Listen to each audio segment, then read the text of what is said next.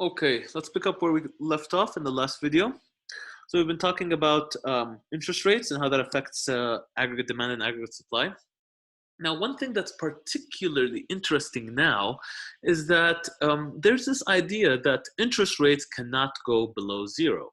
So that means that if any government, or let's talk about the US right now, ever since the 2008 financial crisis, brought interest rates down to near zero. That helped deal with that crisis in '08. Ever since then, they've been hiking up interest rates very slowly, up until around 2% in 2019. And now that the coronavirus is here, they've dropped it back down to zero. But there's this perception that we can't go below zero. Interest rates can't, by definition, be negative, because that would be, I guess, weird. It's unconventional for interest rates to be negative. What negative interest rates are saying is that, well, if you'd like to take out a loan, don't pay me interest, pay me less than the loan. So if you take out a loan for $1,000 and interest rate is 2%, you may end up paying, say, 1,000 plus $20 in interest. So you take out $1,000 in loans, and then you pay back that very same principal, that very same loan. You pay back the $1,000 plus some interest. So maybe you pay $20 interest. So you take out 1,000 and you pay 1,020. So that's positive interest rates. Negative interest rate says, hey, take out a loan for 1,000 and pay me back 950. Right? And that's very weird to kind of think about, is that, well, what's the incentive? I mean, I know that's great for me as a borrower, for me to take out $1,000 and only have to pay it back 950. That means that's fundamentally free money, right? You can essentially take out that loan for 1,000, spend the 50, keep the 950 in cash, and that's just instantly $50 in your pocket. Right? So there is this kind of conception that the zero is the lower bound, and we can't really go past zero. And we see that actually happening now in coronavirus, is that because there's this perception that the lower bound is zero, we may need to do other things, and that's actually happening right now. You can see that the response to the coronavirus isn't open market operations, because they realize that, well, interest rates are already down to zero. I can't conduct more open market operations to bring down interest rates some more. I can't go out and auction to buy or sell treasury bills, because, well, what's the point? The interest rates are already at zero, and I don't want to bring them to negative, because that's considered to be kind of uncharted territory. So as a result, right now, the Federal Reserve is saying, well, I'm going to go out and buy other assets. I'm going to go and engage in something called quantitative easing. And we're going to see what that is in a little bit. But they're saying that, listen, fundamentally, I'm just trying to increase the money supply.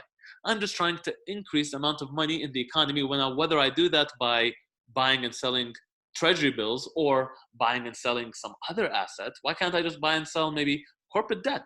Why can't I buy and sell just maybe stocks and bonds? Why does it have to be treasury bills? I can go out and do open market operations on other assets that's not treasury bills, and I can still get the same result. I can still inject or increase the money supply by doing that. And that's really what we're seeing today. And we're going to talk a little bit more about that in the future, but just kind of bringing it up now.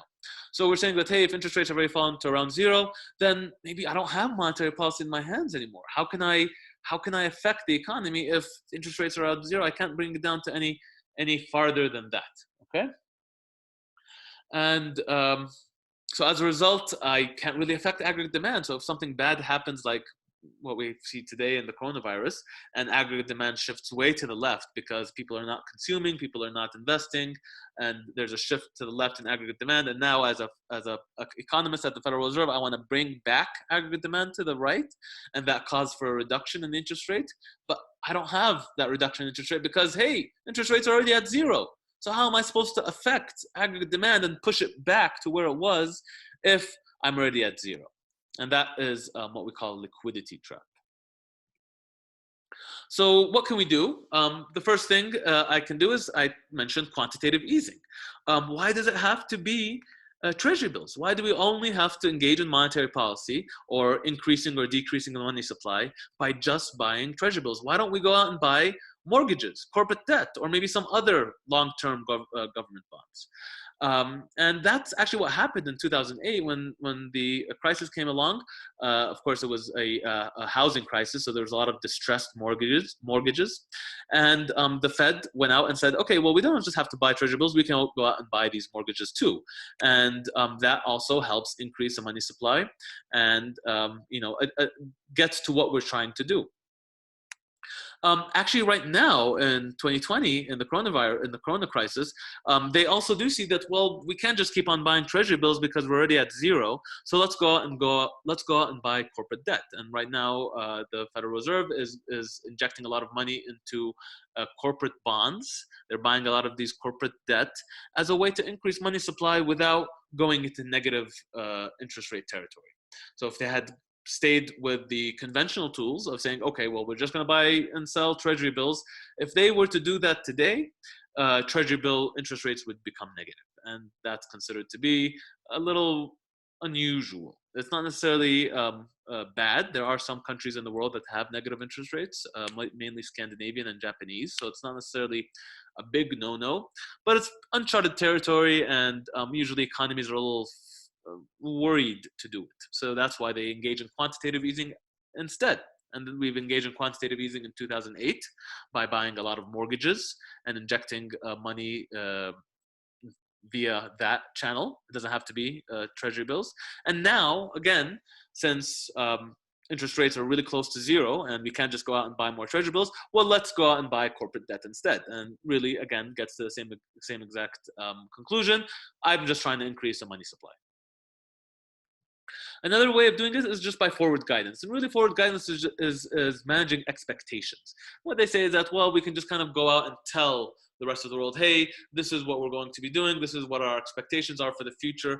And that can help expand the economy by essentially letting people know that, hey, there's no need to worry. We're on this. Here's our guidance on what's going to happen in the future. That's why they call it forward guidance. And that helps alleviate some of the concerns and tell people, well, the Federal Reserve is on it. They're going to do something about it. So we don't need to freak out as much as we are. And that also happened again in coronavirus in 2020. The Federal Reserve every few days comes out with a statement trying to tell us, the public, what are they doing? How do they feel? They're kind of letting us know that we're coming out with a stimulus package. We're going to do this. We're going to do that. So here's our guidance. Here's our forward guidance on this. And that helps expand the economy, or at least alleviate some concerns, so that people say, okay, well, it's not so bad. Let me go out and invest. It's not the end of the world after all. Okay, so that was going to be monetary policy. And monetary policy, of course, we need to think about the zero lower bound, because when interest rates are near zero, how do we conduct monetary policy? Well, really, it's through quantitative easing, and that's what we've been seeing in the last two crises, in 2008 and in 2020 now, is that they're now engaged in buying other assets. It doesn't have to be treasury bills. It can be mortgages or corporate debt, as we see right now. The other part is fiscal policy, right? We can say that they can change fiscal policy in two ways. We can increase or decrease G, or we can increase or decrease T, right? So an increase in G shifts AD to the right, because the government is spending more. If the government is spending more, that means there's higher demand. The government spending more, they're going to buy, more. They're going to hire more construction workers to build more roads, or they're going to buy, more material in order to kind of build towns and so on and so forth. So that increases your aggregate demand because they're increase in G, and vice versa, right? If there's a decrease in government spending, well, that decreases my aggregate demand. Don't forget, aggregate demand is fundamentally C plus I plus G plus NX. So a decrease or increase in G leads to the same increase or decrease in aggregate demand, okay? But it's actually the opposite when it comes to taxes, right? So a decrease in taxes means that it's an increase in aggregate demand. Why? Well, because there's more money in people's pockets. If I used to take, as a government, if I used to take 30% of your money and you were only left with 70, and now I changed that, I said, hey, I'm only going to take 20%, you're left with 80% of your money. Well, that means that you're richer as a household, as a consumer, and you're going to buy more stuff. And as a result, we have an increase in demand. Likewise, if we say, hey, taxes are going to be higher, I used to take 30% of your wealth, now I'm going to take 50% of your wealth. Well, that means that you don't have a lot of money left, and that means that you can't buy all the things that you want to buy, and that reduces aggregate demand. So this is going to be how fiscal policy affects aggregate demand, and it does. Remember, when we talked about the interest rate effect, or sorry, when we talked about how interest rates affect aggregate demand, we said, hey, there's a wealth effect that affects C, there's an interest rate effect that affects I, and there's an exchange rate effect that affects NX. So that's C, I, and NX. Notice the only letter that we missed out of this collection is going to be G. And G is affected by fiscal policy. And that means that any changes in G can shift the aggregate demand curve in a different way than monetary policy, which affects more consumption, investment, and net exports. So let's take an example. But here we want to talk about something called the multiplier effect. So we're going to say that the government buys $2 billion worth of military trucks from the Oshkosh Corporation. So what's the effect of this on aggregate demand? So let's think of this. We're buying $2 billion worth of military trucks from this corporation. That means that this corporation needs to ramp up their production. They may need to hire more people in order to satisfy this new demand. So we have an increase in aggregate demand. So because G increases by 2 billion, the aggregate demand curve shifts to the right by 2 billion. Okay, but that's just the first order effect. That's just the direct, immediately when the government spends 2 billion, hey, that's an increase in by 2 billion to aggregate demand curve. But it actually doesn't work. Well, it is that, but there's actually a second order effect. Once that happens, remember, what did Oshkosh do? Well, they had to essentially hire more workers in order to accommodate this increase in demand. Or maybe they didn't even do that. That means that they just now are paying their existing workers more. If workers are receiving more, so that means that Oshkosh revenue increased by 2 billion. That means it's distributed to their workers as wages, or maybe just to the owners of the company as stock dividends or profits. But nonetheless, that means that anyone related to Oshkosh Corporation, whether they're laborers or the owners of the firm, they're going to be more wealthy, and they're going to go out and buy more stuff because they have more money. They might go out and buy more dinners, they go out and buy more houses, more cars, more goods. They might, buy more suits, dress nicer, so on and so forth. Just as a function of having more money, they're going to buy more stuff. So that is the multiplier effect. And this is saying that, hey, the first order effect is going to be obviously the increase in G causes an increase in aggregate demand, and it's a 1-for-1. But since this company now has more money and distributes it to its workers, to its laborers, that means that the workers of this firm have more money and they can go out and buy more things. So there's this second order effect, this multiplier effect that happens when the workers or the owners of the firm are more wealthy. And if they're more wealthy, these people will spend their extra income more, and their consumption will increase. So that means that if this company does really, really well and their revenue increased by 2 billion, well, they're just going out and going to buy more stuff. They're going to go buy more nicer houses, bigger houses, nicer cars, so on and so forth, because, well, they're wealthier. They've got all this extra money that they receive this way. So that's the multiplier effect, and that adds to the 2 billion. So that means that if a government now spends 2 billion, it's not just a 2 billion increase, it's actually more than that, because now the firm or the workers are going to go out and buy stuff, they're going to increase their consumption. So that means that there's going to be an increase that's higher than 2 billion. This is going to be the G increase, but then there's also going to be a C increase because, well, the workers are more wealthy and there's this wealth effect.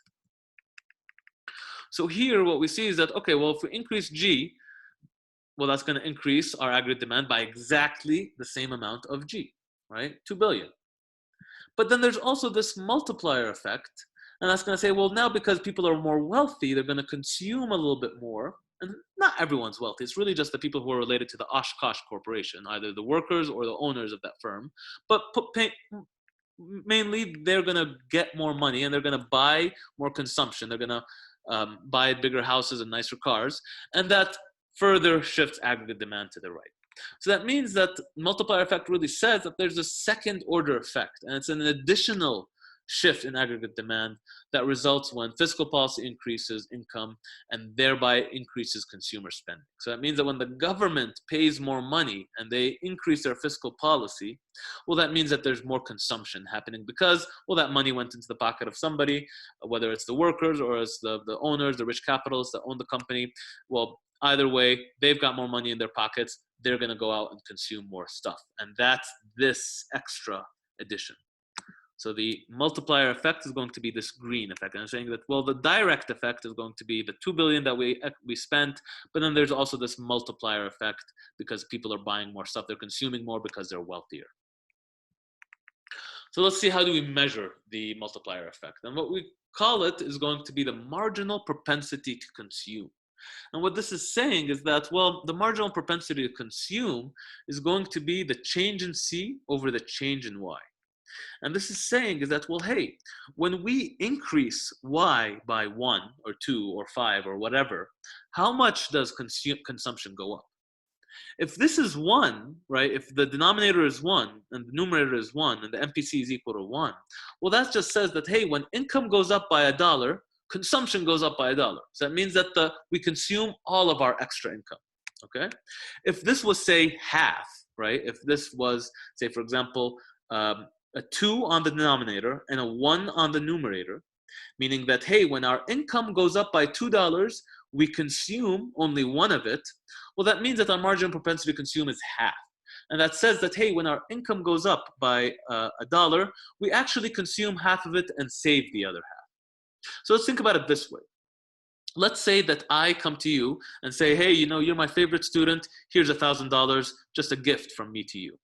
Now, your marginal propensity to consume can be measured by, of that $1,000 that I just gave to you, how much of it do you save and how much of it do you spend?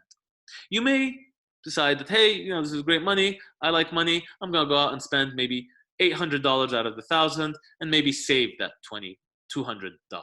That means that your MPC here would be 80%. You consumed 80% of the extra income that I gave you, okay? And 20% was saved. So that means here, if MPC equals 0.8 and income rises 100, then C rises by 80, okay? So remember, what is delta G and delta Y? That's just going to be the change in Y, the change in C, the change in G. So whenever you see a delta, that's just going to be the change in. And remember, what is output or income? Y equals C plus I plus G plus NX. We can take a delta and we can say that, hey, delta Y is going to equal the change in C plus the change in G. I and NX don't really change with Y, only C and G do. We know that delta C is going to be equal to MPC times delta Y. Why? Well, if you look at this equation over here, if you rearrange it and you get that delta C equals MPC delta Y. So this is the rearranging that equation from the last slide. And just take this and chug it into here. You get delta Y equals MPC delta Y plus delta G. And you can rearrange this equation. You bring this term over to the left. You factor out the delta Y, and then you bring it back over here. So if you do some algebra to just bring this term to the left, factor out the delta Y, and then just isolate the delta Y on this left-hand side, this is the equation that you get. And what this is saying is that, well, hey, this is the multiplier. Now, this is an equation that you can kind of just take as given. If you ever want to figure out what the multiplier effect is, all you need to do is apply this formula. You figure out what the MPC is, and you divide 1 over 1 minus the MPC, and you get the multiplier. And this is going to be an equation that gives you when we increase G by maybe 100 million, say for example, the government spends 100 million. Well, that doesn't mean there's just a 100 million increase in Y, because there's this multiplier effect that's coming from where? Well, it's coming from this consumption term, because people are going to consume more because they're a little bit wealthier. So this is how we can determine how much more output increases when we increase G. So let's look at a few examples. So let's say that we've got 3 different MPCs. We've got a half, 3/4, and 90%. So this is going to say that, hey, if MPC is, say, 75%, that means that if I give you $100, you spend 75 and keep 25. So we know that for each one of these MPCs, I can calculate 3 different multipliers. When MPC equals a half, the multiplier equals 1 over 1 minus MPC. So again, this is just this equation right here.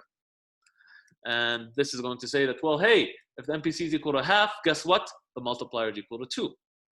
If MPC equals 0.75, the multiplier increased to 4 just by applying this equation. You can go ahead and do it in your calculator if you want. 1 over 1 minus 0.75 is going to equal to 4. And notice, when the marginal propensity to consume, well, let's do the last one. So look, MPC equals 0.9. Again, go and apply this equation. You'll find out that the multiplier is equal to 10. And notice, when the marginal propensity to consume is increasing, the multiplier is increasing. And that's saying that, well, if people are consuming, if they have a higher marginal propensity to consume, that means if we give them more money, they're going to go out and spend it. They're going to go out and buy Starbucks and Taco Bell with it. Well, that's going to increase my multiplier because it's not just being saved, it's actually going back into the economy and it's being kind of consumed over and over again. The person at the Oshkosh Corporation gets an extra $100. He spends 90 of it and keeps 10. He spends 90 of it. He goes, maybe he buys some Starbucks or he buys some other stuff. I mean, the Starbucks worker gets some money, and then they go out and buy some other stuff. Maybe they go out and buy Subway, and then the Subway worker goes out and buys some more stuff, and so on and so forth. And it kind of ripples throughout the economy. And all that's saying is that, well, hey, if the MPC is higher, the multiplier is higher, which makes sense because that means that any extra money that people are getting, they're not just saving it and keeping it under their bed, but in fact, what they're doing is that they are going out and consuming, or they're spending that money. So the bigger the MPC, the bigger the multiplier. A bigger MPC means changes in Y causes bigger changes in C, which in turn causes bigger changes in Y. So that means that when our output or when our income increases, we consume more, right? We go out and we buy more stuff, which in turn creates a bigger change in Y. So increases our output or our income. So when the government increases their spending, so each $1 increase in G actually causes a more than $1 increase in aggregate demand. Okay, and this is through the multiplier effect. And of course, this is also true for other components of GDP. If you kind of increase your I or increase your NX, it's the same thing. Consumption increases and so on and so forth. So there's a multiplier effect for all components of GDP. It's not just a G. It's not just when G increases, consumption increases. It also means that, hey, when consumption increases, consumption increases. How does that make sense? Well, we're saying that, well, let's assume that there's a stock market boom, and the stock market boom increases consumption. That means that I'm a little bit wealthier because I made good money in the stock market. So that means that I'm going to go out and buy maybe a Tesla car.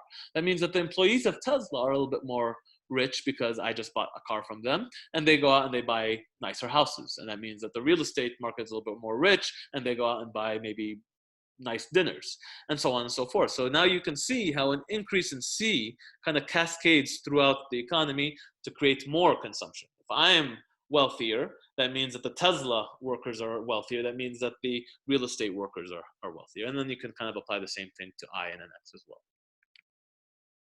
So let's take a few other scenarios. Now we're going to say that we have a recession overseas that reduces demand for US net exports by 10 billion. So let's assume that Canadians go into recession, something bad happens across the border, and that brings down NX by 10 billion. So immediately you can start to say, well, what's the initial change in aggregate demand?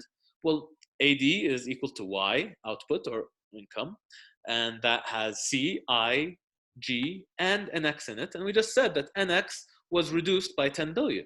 So the initial change in aggregate demand is going to be a reduction of 10 billion in aggregate demand. But we know that's not the only thing, because we know that there's a marginal propensity to consume. So what's the change in output? Well, we said initially AD falls by 10 billion. That's that one-to-one change that happened here. But we also know that there's a multiplier effect. So we can kind of say that, well, the spending multiplier is going to be equal to 5. How do we figure out this number? Well, 1 over 1 minus MPC. That gives us the multiplier. So if you're trying to figure out how we got this 5, just calculate 1 over 1 minus 0.8. And that comes from the last chapter, for the last slide. So that means the spending multiplier is 5. So that means that the decrease in Y is actually going to be 5 times 10 billion, which is equal to 50 billion. So because the multiplier is actually 5, a decrease in 10 billion doesn't just mean a decrease in 10 billion. It actually means a decrease of 50 billion. Remember, where did we get this last equation? This comes from this, right? The change in y as a function of a change in, well, now nx, right? Not just g. And we can substitute that nx over here because I told you, we can generate this is also true for this, for these other variables. So by coming over here, a negative $10 million change in nx caused actually a $50 million change, negative 50 in y, because of this multiplier, which happened to be 5. And that's how we did this equation over here. Okay, so we figured out, hey, what's the change in nx? What's the multiplier? You multiply the two to get the change in y. And because this happens to be a negative 10 billion, that means that we have a negative 50 billion, or a decrease in y. Okay, so let's talk about what the crowding out effect means. And what this is saying is that, well, when the government expands government spending, when the government says we're going to go out and maybe build a new Silicon Valley, or we're going to go out and try to stimulate the economy in some way, what that does is that actually crowds out private investors. So if the government is going to go out and they're going to use all the money that they have and all the, of course, they've got a lot of power, they've got a lot of connections, they know how to get things done, especially in comparison to me as a private entrepreneur, a private individual. The government can really get things done a lot more effectively and efficiently and faster and better than me as a private individual, because they've got all the connections, all the power. So they crowd me out. I wanted to go out and invest in Silicon Valley. I wanted to build the next Tesla. But because the government is now doing it, the government is now increasing their government spending, that crowds me out and pushes me out of the market, because they took my role. So that means that when expansionary fiscal policy raises the interest rate, reduces investment spending. Why did the interest rate go up? Well, the interest rate went up because we have an increase in government spending. If you have an increase in government spending, that means that they're going to go out and soak up. They're going to, spend a lot of money. There's not a lot of money left to be lent out, which raises the interest rate and reduces investment spending. So it means that when the government is now spending a lot of money, they've pushed me out of the market, they've crowded me out, and that's how I really want to think. I want you to think about crowding out. I want you to think about it in terms of, if the government's doing something, that means that I can't do it. And if I can't do it, that means that I've left the market and I'm no longer participating, and that's bad for the economy. So an increase in government spending, true, is great. It stimulates the economy. There's a multiplier effect, but there's also a crowding out effect. And you need to make sure that you know that. So let's take, we're going to the same example. We got a $2 billion purchase from Oshkosh Corporation. We said, hey, initially that pushes it out by 2 billion to the right perfectly. But we also know that a higher Y increases money demand, and R, which reduces aggregate demand. So let's think through this. So we know that this happens. If there's an increase in Y, if you look at the beginning of these slides, we know that an increase in Y increases our demand for money. Why? Well, because our output is higher. If our output is higher, I need to hold more money in my pockets in order to accommodate that increase. And as a result, this pushes up the interest rate to R2. And we know when the interest rate goes up, what happens to aggregate demand? We know it shifts back down. So now we see that, hey, the crowding out effect actually kind of brings down the amount of government spending. It's the opposite of the multiplier effect. If we said, hey, the multiplier effect pushes it even more, the crowding out effect actually pushes it back less. And this is kind of the dynamic that happens in order to do that. And fundamentally, you just need to kind of go through it step by step. You're saying, well, the first one is this initial increase. Initial increase caused an increase in Y, which causes an increase in money demand, which shifts up the interest rate, and as a result, brings aggregate demand back down. So we talked about this. We said that, hey, a change in taxes can impact aggregate demand. The reason being is that it increases people's ability to consume. So if you have a if you have a tax cut, that means that you get to keep more of your money. That means that you shift aggregate demand to the right. So that's what this is saying right here. Households responds by spending a portion of this extra income because they have pay less taxes, so that shifts aggregate demand to the right. But it does matter if it's a permanent or a temporary tax cut. If it's a permanent tax cut, of course, it's going to have a large impact on aggregate demand because households now say that, oh, well, this tax cut is going to be permanently mine. I can now permanently increase my consumption for the rest of my life because I have to pay now less in taxes for the rest of my life.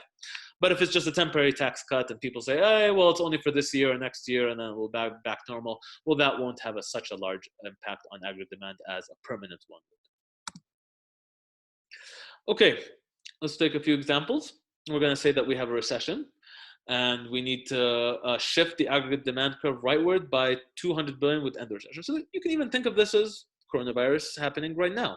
We're saying that, hey, something bad happened, we're in a recession, aggregate demand shifted to the left. Why did aggregate demand shift to the left? Well, people aren't consuming anymore. People aren't going out and going to restaurants. They're not flying. They're not doing any tourism. So that's a hit to C. Also, there's a hit to I. People don't want to invest. People don't want to because there's a lot of uncertainty going forward. So we know that there's a shift to the left in aggregate demand as a result of the coronavirus. And maybe, the Federal Reserve determined that, hey, we just need to shift it back by 200 billion and we'd be right back where we want to be and the recession. So let's see how much should they increase government spending if there's no crowding out and if there is crowding out. So we're going to take two scenarios, one without crowding out and one with crowding out.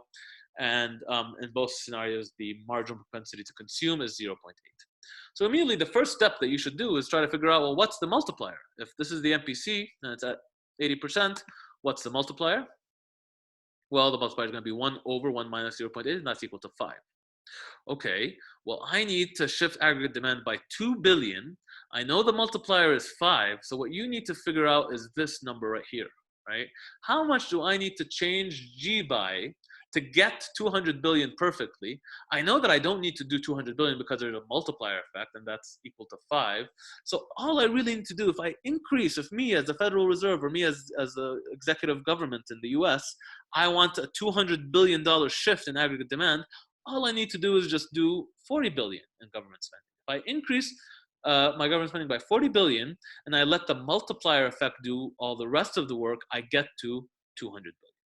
And again, this 40 billion goes to the first order effect goes to the direct firms, but because those firms are wealthier, the workers there are wealthier, and they consume more and they buy more stuff, and that kind of trickles down throughout the economy and leads to an aggregate shift of 200 billion. Well, let's take the same scenario and say, well, what if there is crowding out? Well, if you know that there's crowding out, well, this is going to reduce your impact of G on aggregate demand. So if you know that there's going to be a reduction, you need to increase your G by a larger amount than 40 billion, because you know that, hey, I know that, hey, if the multiplier is 5, I just need to increase my government spending by 40 billion and I get to exactly where I'm at. But wait, there's a crowding out effect, so I may need to do just a little bit more than 40 billion to accommodate that crowding out. And because we know that crowding out goes in the opposite direction. It's not like the multiplier, which kind of multiplies your spending. Crowding out kind of takes away from it. And that's why we need to compensate that by increasing G by a larger amount. Okay. So we're getting close to the end. And what we're saying is that, fiscal policy can affect aggregate supply. And there's a lot of people that believe this. They're called more supply-siders. And the idea is that, well, we can affect aggregate supply by government spending. And the idea is that, well, if we cut the tax rate, that means workers want to work more, right? They're going to supply more labor into the market because, well, taxes are cut. Instead of trying to do something else, I may just try to sell my labor. And that increases the quantity of goods and services supplied and shifts AS to the right. So, even though we said that, hey, mainly fiscal policy and monetary policy affects aggregate demand and not so much the supply side, that's, conventional wisdom. It's, pretty well known.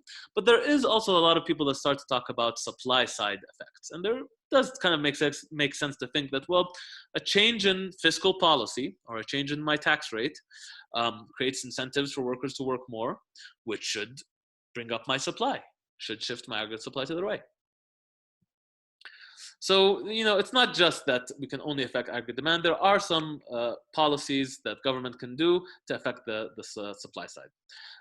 Say, for example, government increases spending on roads, right? That's a G thing. We build more roads, better roads, nicer roads, so on and so forth. But that increases business productivity. If businesses can now transport goods faster, easier, cheaper, well, that shifts my aggregate supply to the right. Okay? And this is probably more relevant in the long run, more than the short run, because an increase in G today isn't going to change my aggregate supply immediately, like it does, say, for aggregate demand.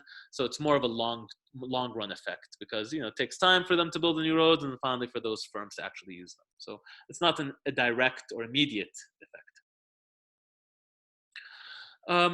So we talk about active stabilization policy. And what this is saying is that, well, the Fed needs to actively be watching the economy day to day, and they should be trying to stabilize it. They're trying to say, well, if people are freaking out and if people are worried and concerned, then I need to do something to help alleviate that concern. Either I can give them some forward guidance, tell them, hey, we're aware of the problem, we know what's going on, and we're actively trying to solve it, so don't worry, you're in safe hands. Or they can engage in monetary policy, fiscal policy. They can engage in the tools that they have to kind of stabilize the economy. And that's what we mean for active stabilization policy.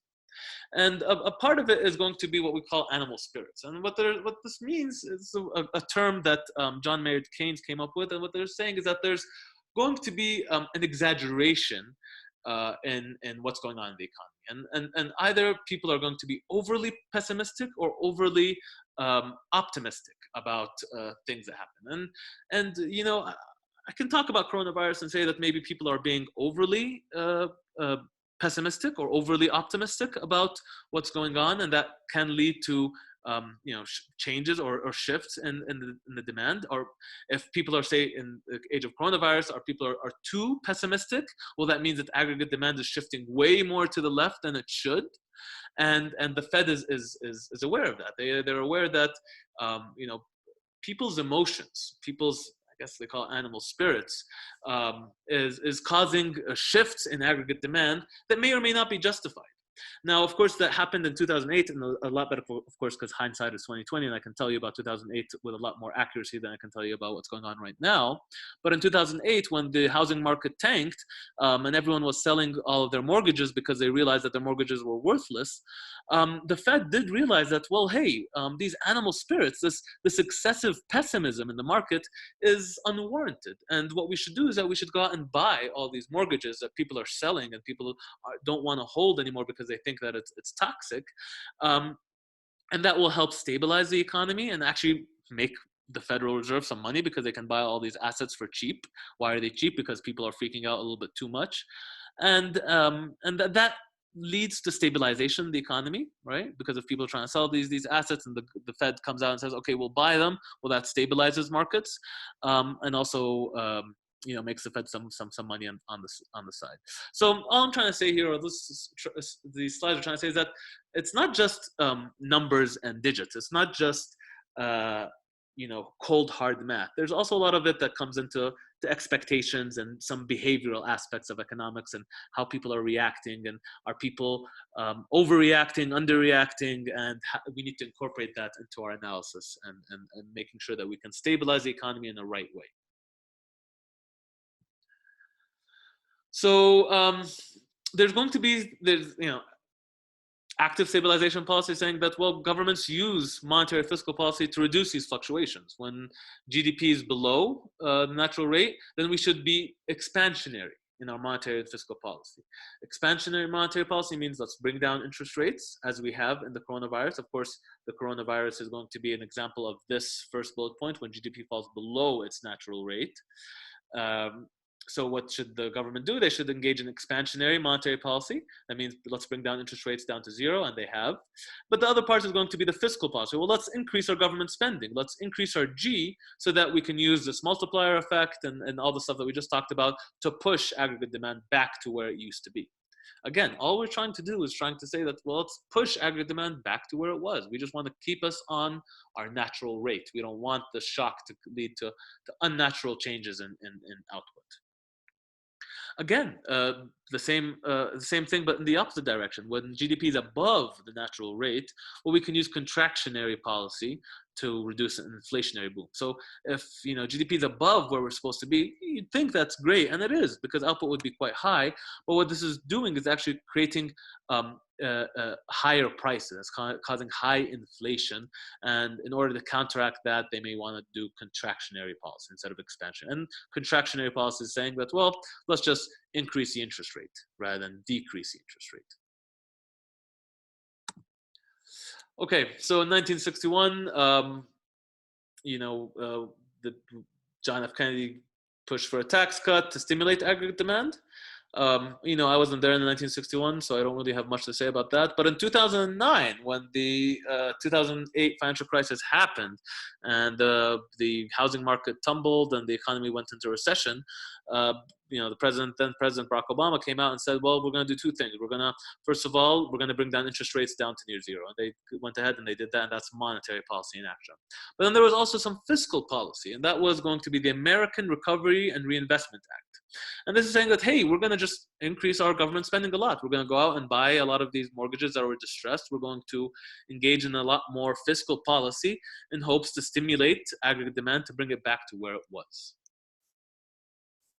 So a lot of economists believe that, yeah, this was a great bill. It caused, it brought down the unemployment rate, and it was a good bill that helped bring the economy back to where it was. Because I think most economists agree that monetary and fiscal policy, in order to address shocks, is a good thing. And this was a shock that happened in 2008. The housing market crashed, and the government did what us as economists think that they should do. They should go out and engage in monetary and fiscal policy. Now, although a lot of people agree that the policy was a good policy and did bring down the interest rate, there's a little bit less certainty on whether the economic cost was worth the benefits. And the economic cost is, of course, an increase in U.S. debt. Maybe there's some inflationary costs as well to take into account. But although the economists agree that fiscal policy is an important thing to do, and we need to engage in fiscal and monetary policy, and it will do positive things, sometimes the cost-benefit analysis isn't as clear. We know that it's beneficial, but are the costs lower than the benefits? And here, 75% of people agree, yeah, the costs are lower than the benefits. Some people are saying, well, maybe there is some uncertainty on the cost. Maybe the costs are a lot higher than we thought. Okay. Oh, yeah. So here's the thing about monetary policy, is that it's not immediate, right? And same with fiscal policy. There's a long lag. If I bring down interest rates to zero, does that mean that firms immediately go out and take out the loans? No. Well, they actually, there needs to be some time to formulate a business plan, to kind of get your pieces into play and make sure that you're ready to go ahead with this investment that you want to go for.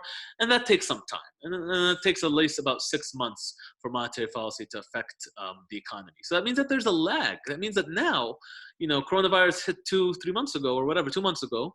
And sure, we brought down the interest rate to zero, but are we going to see the effect on the economy immediately? No, we might not see the effect of that change in interest rate until 6 months later, right? And the same thing with government spending, right? We're coming out with this new stimulus bill, but that requires some approval from Congress, and there's some legislative process that can take a few months or even a year or many years for that to happen. So that means that if the government wants to change their government spending or change their T, they need to get a lot of approvals, and that takes some lag. So that means that these policies, they don't affect immediately. So there's going to be a few things that we can do to say that, all right, well, we don't want to deal with these long lags. And there's even some critics that say, hey, because of this long lag, monetary policy doesn't really work the way that we want it to be. And I think here's a good example is that, they got this comic of the recession is coming, and the recession is coming, the recession is here, the recession is coming, the recession is here, the recession is over, and finally, by the time it's over, the government comes up and they say, well, we have the stimulus bill that's coming here to address this recession. So of course, and the fact that, well, now they finally put the stimulus bill into play at a time where the recession is over and there's no need for it, well, that causes, as they say here, well, that causes some negative effects to the economy that can destabilize the economy rather than help it. And of course, I think people in the Fed are aware of this, right? They are aware that there's some long lags, and that's why they engage in other things rather than monetary policy. So what's an example of other things? Well, we've got some automatic stabilizers. And the idea here is that, this is not going to be stabilizers that are put into place by the Fed depending on the scenario. Is it a housing crisis? Is it a global pandemic? This is saying that, hey, no matter what happens, if something bad happens, we've got things that automatically kick in. An example of that is going to be unemployment benefits, right?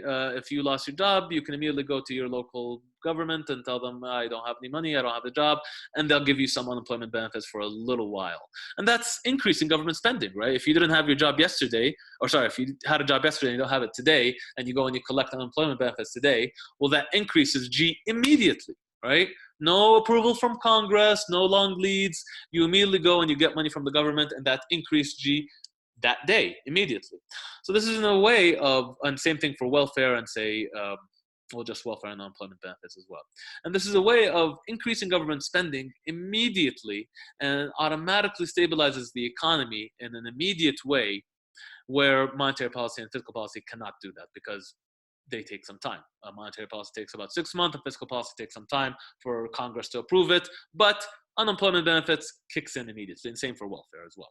So there are some automatic stabilizers that we call. Okay, so that was actually my last slide of the semester, and this is a slide that's not in your notes. If you look in the slides, you won't find this slide. I wrote this on my own. So if you ever want to look at it, this is going to be the only place that you can see it. And what I'm trying to show here is that, well, what are we doing during the coronavirus? And what are the responses that the Federal Reserve did from monetary and fiscal policy? And we've talked about a few of it already. But let's talk about it again. And we said that, hey, well, we're going to engage in these two tools that we have, monetary and fiscal. Let's talk about monetary. Well, first of all, we know that, we brought down interest rates all the way down to zero. And the fact that I can't go back zero, can't go past zero, meaning that there's a zero lower bound on interest rates, that means that if I went and I did my standard open market operations on treasury bills, if I keep on doing that and I'm already at zero, I'm going to push interest rates into negative territory. And I don't want to do that because, well, that's uncharted territory. It's unusual. There needs to be a lot more research to make sure that this is a safe bet and there's not going to be any long-term harm to the economy of going negative. And as a result, there's some fear for crossing the zero lower bound. And again, I told you that there are some countries that have crossed the lower bound. If you look at Scandinavian countries and particularly Japan, Japan has been negative for quite some time. But because there's this perception that, hey, maybe now is not the right time, and plus there's a lot of uncertainty on what will happen when we cross the zero lower bound, what's the Fed doing? Well, they're going to do something called quantitative easing. And quantitative easing is really the same thing as open market operations. Instead of doing it on treasury bills, which is US government debt, well, let's just do it on some other stuff. Let's just do it on corporate debt. And that's what's happening today. And I think that's a function of, the Federal Reserve saying that, listen, we don't want to go negative, but I still want to increase my money supply. How do I increase the money supply? Well, let's go out and buy other stuff. Let's go out and buy corporate debt. And this is a way of increasing liquidity in the economy. That means that all the banks have enough money in order to lend out to United Airlines or any other company that needs some money to survive this crisis right now. And that's a way of conducting monetary policy. It's true that the interest rate is near zero and they didn't go into negative territory, but fundamentally all they've been doing is that they're going to say that, listen, I'm going to increase the money supply. And whether I do that by buying T-bills or buying corporate debt, doesn't matter, right? I've fundamentally done the same thing. I've increased liquidity, I've increased availability of cash in the economy, and fundamentally that's what monetary policy is. So this is the first monetary policy response to coronavirus. Is twofold. One, we need to bring down interest rates. Oh, but I'm already near zero. What do? I can't just go out and buy T-bills. Well, let's just go out and buy something else. Then they went and they bought corporate debt. In 2008, this actually happened, but instead of corporate debt, it was these mortgage-backed securities or people's mortgages. People mortgages went into a lot of houses went into foreclosure, meaning that these mortgages were essentially worthless, and the Fed did a lot of quantitative easing by buying these mortgages, and it was a way of injecting a lot of money into the economy without doing standard open market operations. So this is not necessarily new. It wasn't really done past '08 or before '08. But it's being done again today, and instead of being done on mortgages, it's being done on corporate debt. So the other response is going to be the fiscal response, and this is going to be the $2 trillion stimulus bill that we've been told that it's all over the news for the past month. And it's the largest ever in history. We've never seen a $2 trillion stimulus bill. And the idea here is that, well, we're going to provide liquidity or provide cash, provide either two things: loans or bailouts, right? There are going to be loans to some firms or some households, and they're going to be straight bailouts, free money. Just here you go. Don't worry about paying us back. Take the money and just don't fire anybody. Don't close down. And this is supposed to aim to provide liquidity for businesses and households. Both of them are distressed. And the idea is that, well, we don't want United Airlines to shut down. If United Airlines came out today and said, hey, we can't cover paying our costs, the rental fees for parking our airplanes and the wages that we have to pay for these workers that aren't even working, for our pilots and our staff, United may not be able to stay afloat. They might not be able to keep their doors open, and nobody wants them to go bankrupt and to close, because if they go bankrupt today and the coronavirus, say, ends in a few months, well, there's no airlines anymore. They're literally nobody's is operating these airlines, and that would be bad. So in order to prevent that, we're going to give them some loans, maybe give them interest-free loans, or maybe it's just straight up bailouts. And that's what happened in 2008. A lot of these banks that were distressed at the time, they were going to say that, hey, we might need to close our doors, we may need to declare bankruptcy, and the Federal Reserve came out and they provided bailouts for the banks. Just like there may be, and I haven't seen anything yet, there may be bailouts aimed at certain parts of the economy that are really distressed during coronavirus. And of course, a few examples of those are going to be flights and travel, entertainment, and so on and so forth. But of course, that's also not just aimed at businesses, but it's also at households. And that's going to be that $1,200 stimulus check that we're supposed to get in the mail.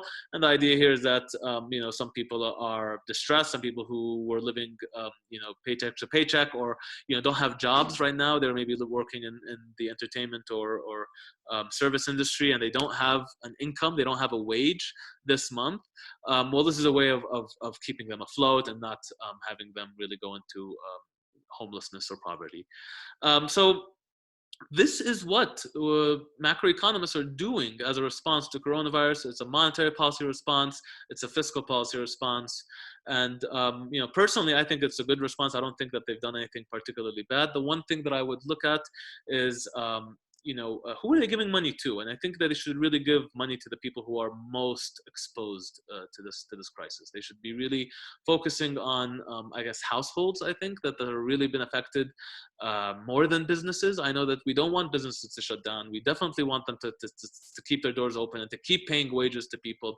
But, no matter what the government decides to do, I think they really need to take into account distributional impact, meaning that they should really give money to those who are the most exposed, the most vulnerable, and that may be a lot of the households rather than the big businesses. Of course, big businesses are important, right? That's not to completely discredit and not say let's not give money to, but we need these businesses to keep doors open because, one, we need their goods and services. I want to be able to fly, hopefully, next year or when this thing is over. But also, I also want all the pilots and all the stewardesses and all the staff that work for airlines to not lose their jobs. Same thing for Disney workers. I heard that all the entertainment staff that worked in the Disney resorts have been laid off, and they've been losing their jobs, and they have no source of income. And that's going to cause a real problem for the economy of Florida because, of course, by the multiplier effect, we know that if these these Disney workers aren't getting paid, that means that they're not going out and buying Starbucks, and they're not going out and buying dinners, or they're not going out and buying anything per se. And that means that those economies are affected, right? That those markets are affected. So there's this multiplier effect from people losing their income, whether it's in Florida and DC, in Disney, or whether it's airlines and so on and so forth, that if we allow some businesses to shut down, well, that's going to have a multiplier effect on the economy and really going to bring things down. So, it's a tough time right now with coronavirus, and I think the government's doing the right thing from a monetary and fiscal perspective. I just want to make sure that this money gets to the people who need it the most, and not rich businessmen and corrupt politicians. Okay, so that's going to be the end of this class and the end of the whole chapter. The one thing that I want to point out is that I'd like you to please send out some emails to us or your TAs if anything is unclear. We're here for you for this last week, and I hope you enjoyed the semester, and hope you enjoy the rest of your summer. Thank you.